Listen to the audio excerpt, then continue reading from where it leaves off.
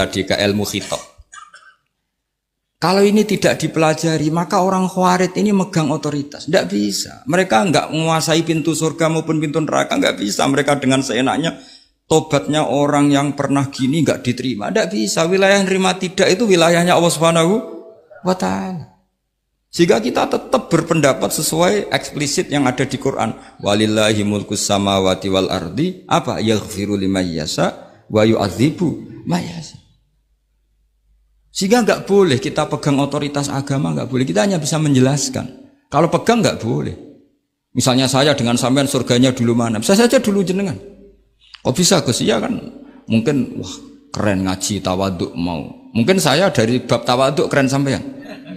Di bawah saya di atas. Di bab tawaduk keren sampean.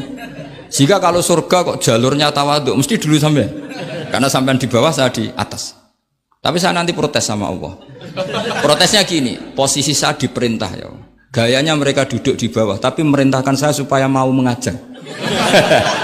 Jadi nggak ada sopan-sopannya karena mereka merintah ya. Ya, terutama di PPI ya, Pak. Oh, itu nggak sopan sekali karena merintah. Sehingga kalau yang dipandang makanya masyhur itu kan. Ada wali itu yang satu jadi wali karena sholat di shaf awal, keren kan, shaf awal fadilahnya utamanya kan luar biasa. Yang satu kalau sholat tuh di belakang terus, tapi juga jadi wali. Yang depan agak protes, ya Allah kenapa ini jadi wali padahal sholatnya di belakang. Jawabannya lucu yang di belakang. Kenapa? Saya tuh malu. Saya ini masih banyak dosa, banyak salah kok di depan. Kok kayak suci sendiri aja. Jadi kalau kamu sowan sama raja atau sama kiai, yang paling depan tuh kan yang kepedean.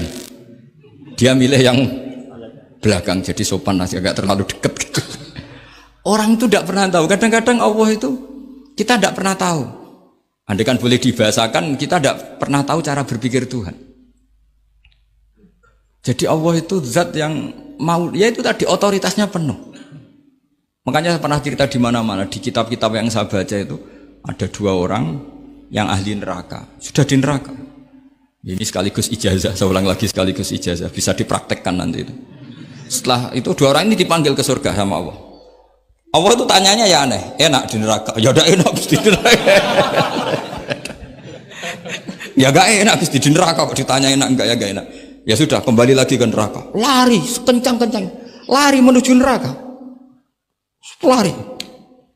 Sama Allah dipanggil lagi. Loh, kenapa kamu semangat? Ya Allah, saya ini kapok, saya ini trauma. Dulu ketika engkau perintah, saya ini lelet sekali. Disuruh sholat lelet, disuruh zakat lelet. Maka ini dengan perintah saya semangat supaya nggak ngulang kesalahan yang sama. Akhirnya sama dipanggil, ya sudah di surga aja, di surga. Karena semangat lari menuju neraka. Maka ini ijazah nanti kalau di mahsyar ya, kamu dipanggil, ayo masuk neraka, harus apa? Semangat. Semangat. Harus semangat. Oke, Gusti, semangat. Lah repotnya kalau nggak dipanggil lagi. Akhirnya barokahnya semangat itu dia di surga. Kita tidak pernah tahu cara berpikir Tuhan. Nanti kan boleh dibahasakan seperti itu. Yang satu, ayo kembali lagi ke neraka. Tolah itu. Jalan noleh lagi. Sampai itu nggak semangat noleh lagi. Terus ditanya sama, kenapa kamu tolah gitu? Saya tidak pernah ngira ya Allah ketika engkau panggil di surga kemudian engkau kembalikan lagi ke neraka. Ya sudah kamu di surga saja. Barokahnya husnudzon.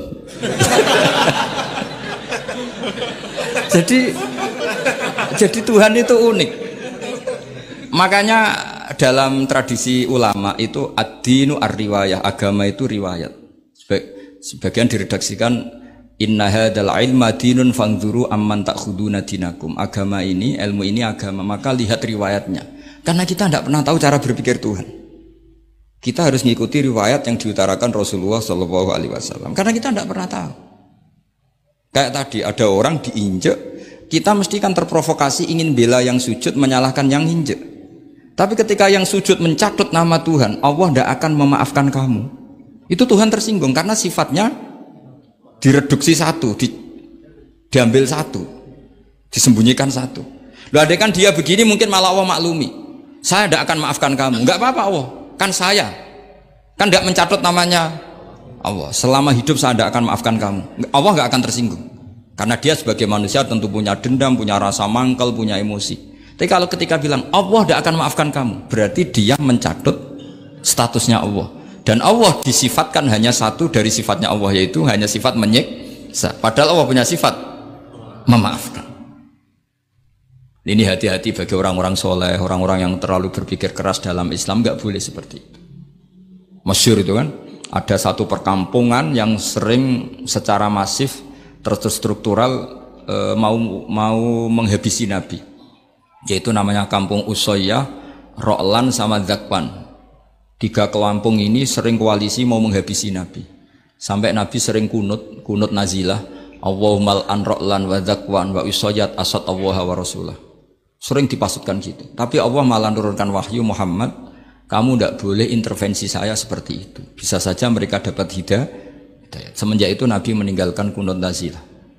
Terus dan sebagian ulama mengatakan itu awal diturunkannya ayat laisalaka minal amri syai'un au yatuba alaihim au yu'adzibahum. Jadi ini sekaligus lagi-lagi ini bab khitab. Jadi ya seperti kita punya, makanya orang itu tetap donga ya muqallibal qulub sabbit qalbi ala dini, karena otoritas itu bagi yang punya. Maka kata malik, kata pemilik itu kunci dalam ilmu tauhid atau ilmu tafsir atau ilmu apa saja. Misalnya gini, saya punya rumah.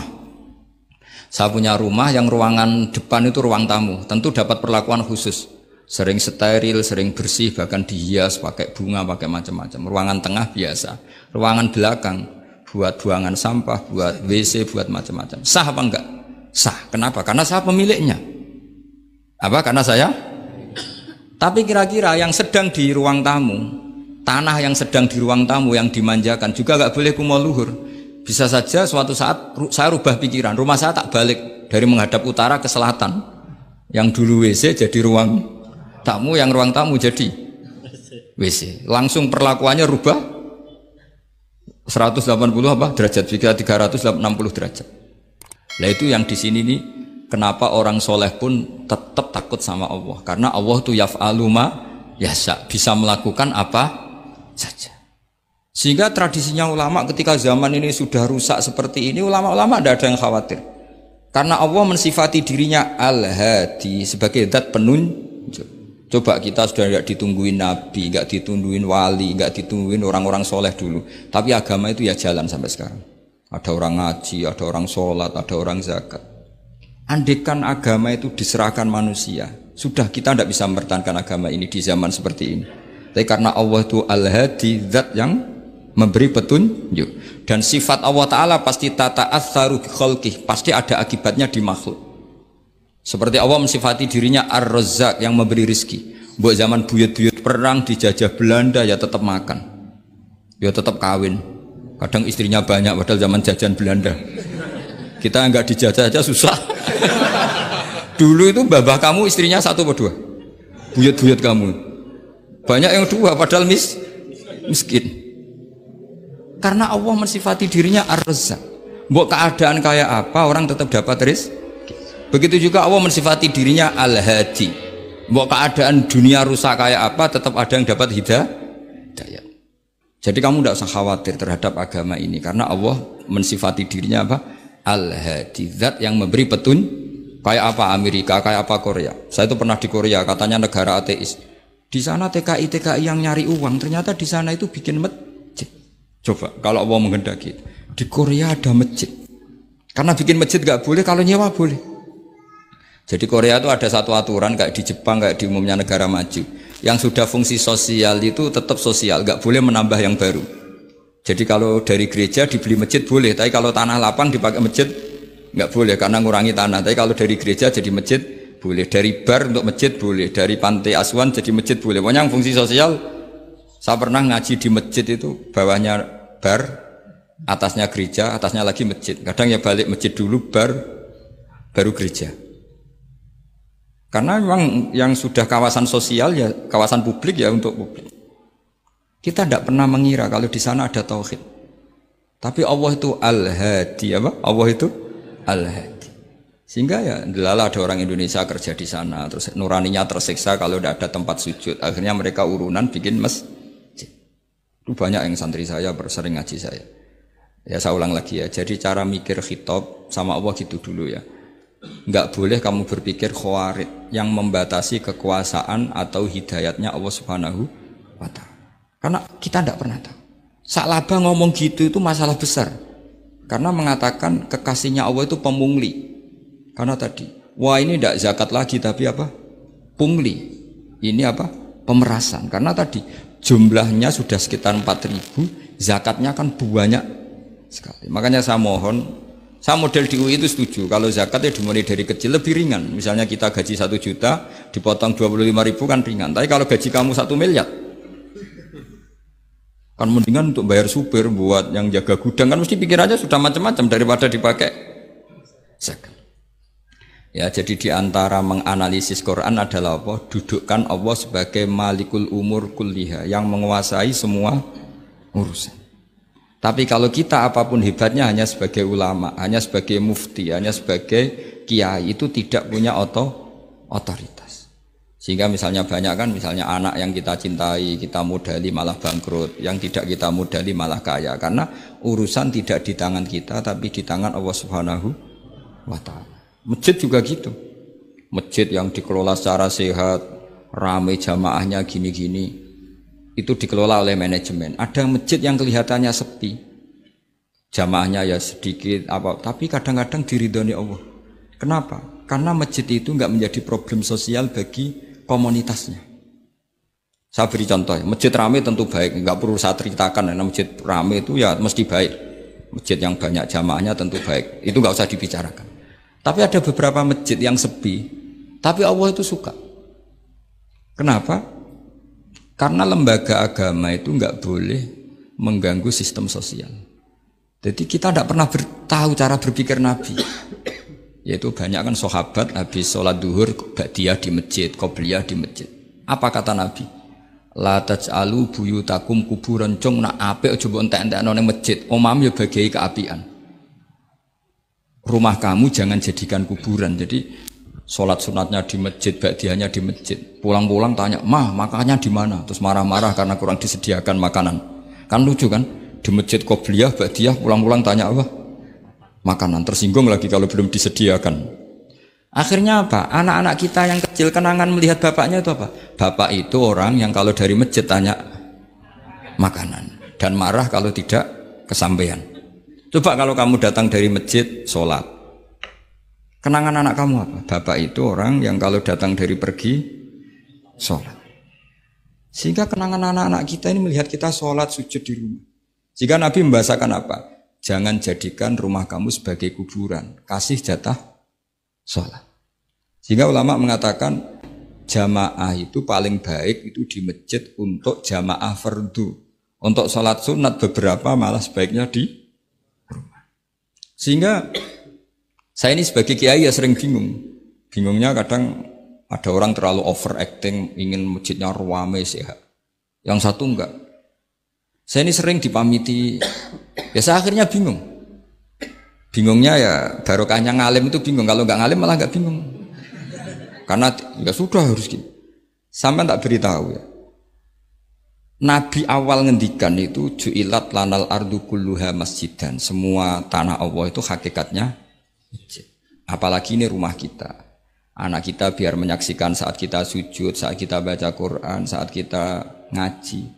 Kalau semua ini di masjid, kemudian Anda di rumah, taunya makanan, menuntut ngopi, menuntut kenangan di keluarga kita kurang baik. Makanya Nabi membahasakan apa? La taj'alu buyutakum kuburon. Jangan jadikan rumah kamu sebagai kuburan.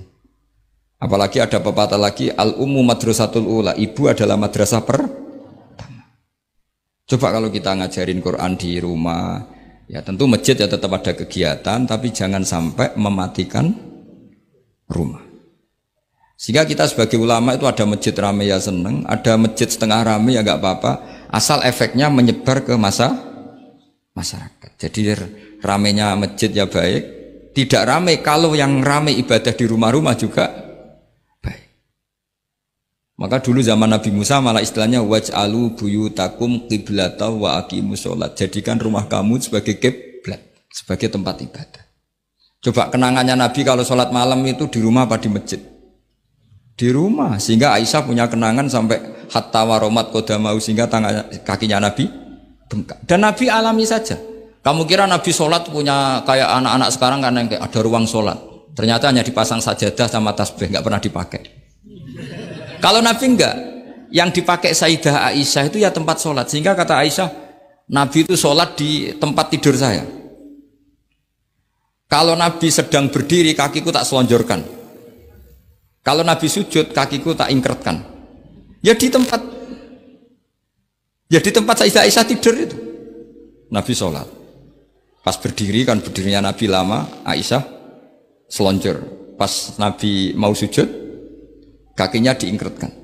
Segampang itu Nabi. Akhirnya apa? Kenangannya Aisyah sebagai istri itu doa-doa tahajud, doa-doa. Coba kalau Nabi tahajudnya di masjid, Sayyidah Aisyah tidak punya kenangan doa-doa apa? Tahajud. Sehingga kita harus ngikuti ngaji.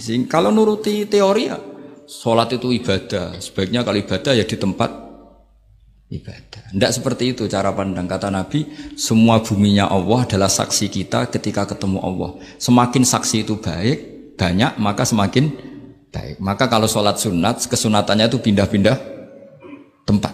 Tapi ya jangan terlalu habis di sini terus pakai mobil ke sana gitu. Iya, kalau pas di perempatan ada orang cantik nggak jadi diterusin nanti.